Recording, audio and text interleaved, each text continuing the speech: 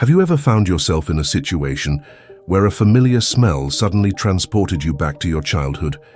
Or perhaps you struggled to recall a specific detail from a recent event, even though it felt like it was just on the tip of your tongue? These everyday experiences offer a glimpse into the fascinating and incredibly complex world of human memory. It's not just about remembering where you put your keys. It is a fundamental cognitive function that shapes who we are, how we perceive the world, and how we interact with it. In the 1950s, a groundbreaking surgical procedure performed on a man known only as patient HM forever changed our understanding of memory. HM suffered from severe epilepsy, and in an attempt to alleviate his seizures, surgeons removed portions of his brain, including a structure called the hippocampus. While the surgery did reduce his seizures, it also left him with a profound and unexpected side effect. He was unable to form new long-term memories. He could remember events from his childhood, but every new experience, every new person he met, vanished from his mind within minutes. HM's case provided crucial evidence that memory is not a single entity residing in one specific brain region, but rather a collection of distinct systems, each with its own specialized function. Think of your memory not as a single monolithic hard drive, but as a sophisticated computer network with various servers, each responsible for handling different types of information. You have your lightning-fast temporary storage, that's your short-term memory. Then there's the massive long-term storage facility, where your life's experiences, facts, and skills are archived. And finally, the sensory input processors, constantly taking in the sights, sounds, and smells around you. All these components work together seamlessly, most of the time, allowing you to navigate the complexities of life.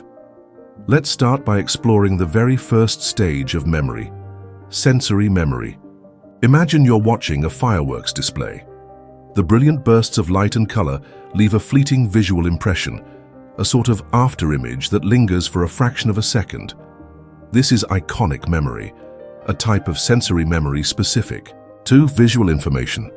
Similarly, echoic memory holds auditory information for a brief period, allowing you to understand the flow of speech, even though you only hear one word at a time. Sensory memory acts like a buffer, holding a vast amount of sensory input just long enough for your brain to select what's relevant and transfer it to the next stage, short-term memory. Now, short-term memory is where the real action begins. It's your mental workspace, the place where you hold information consciously in mind. Think of it as the RAM of your computer. It has a limited capacity. You can typically hold only about 7 ± 2 chunks of information at a time. Try remembering a phone number you've just heard. You probably repeat it to yourself over and over, right? That's because you're actively maintaining it in your short-term memory. If you get distracted, poof, it's gone. But short-term memory isn't just a passive holding area. There's a more dynamic aspect to it called working memory. Working memory is like a mental juggling act. It allows you not only to store information temporarily, but also to manipulate it. Imagine you're trying to solve a math problem in your head, or you're rearranging furniture in your living room mentally. You're actively holding and processing information, using your working memory to reason, solve problems, and make decisions. The prefrontal cortex, the area of your brain located right behind your forehead, plays a crucial role in working memory. Now, if you want information to stick around for more than a few minutes, it needs to be transferred to long-term memory. This is your brain's vast storage system, capable of holding an incredible amount of information, potentially for a lifetime. Unlike short-term memory, which has a limited capacity, long-term memory is thought to be virtually limitless. But long-term memory isn't a single uniform entity either. It's divided into two major categories: declarative or explicit memory and non-declarative or implicit memory. Declarative memory is what most people think of when they hear the word memory. It's your memory for facts and events. It's the knowing what kind of memory. Declarative memory is further subdivided into two types: semantic memory and episodic memory. Semantic memory is your storehouse of general knowledge about the world. It's your memory for facts, concepts, and meanings. For example, knowing that Paris is the capital of France or that a dog is a mammal is part of your semantic memory. Episodic memory, on the other hand, is your memory for personal experiences, the remembering when kind of memory. It's your autobiographical record, allowing you to travel back in time mentally and relive past events. Remembering your first day of school, your last birthday party, or what you had for breakfast this morning all involve episodic memory. Non-declarative memory, also known as implicit memory, is different. It's the knowing how kind of memory. It operates unconsciously, influencing your behavior without your awareness. One of the most important types of non-declarative memory is procedural memory, your memory for skills and habits. Riding a bike, typing on a keyboard, or playing a musical instrument. These are all examples of procedural memory. You learn these skills through practice and repetition, and once they're learned, they become automatic. You don't have to consciously think about how to pedal a bike or how to type the letter E. Your body just knows. Other types of non-declarative memory include classical conditioning, like Pavlov's famous dogs salivating at the sound of a bell, and priming, where exposure to one stimulus influences your response to another stimulus. So, how does information actually get into this complex system and stay there? The process of memory involves three key stages: encoding, storage, and retrieval. Encoding is the initial step, where information is transformed into a format that your brain can process and store. Think of it as converting a Word document into a PDF. The way you encode information can significantly impact how well you remember it later. For instance, simply reading something passively is a relatively shallow form of encoding. But if you actively elaborate on the material, relate it to your existing knowledge, or create vivid mental images, you're engaging in deeper encoding, which leads to better retention. Storage is the maintenance of encoded information over time. This isn't a passive process.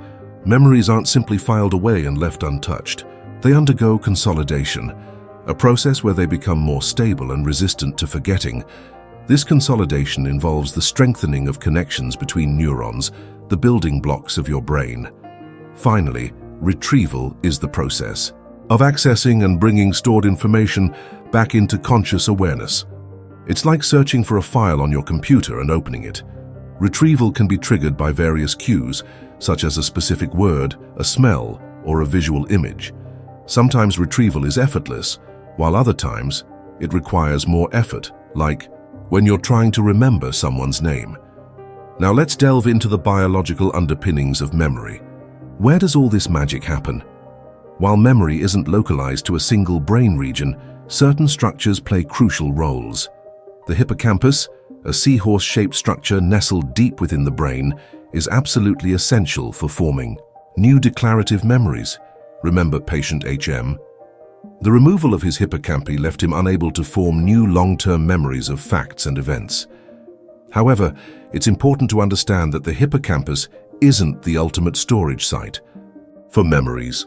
Instead, it acts like a temporary holding zone and a facilitator, helping to consolidate memories and transfer them to other brain regions for long-term storage.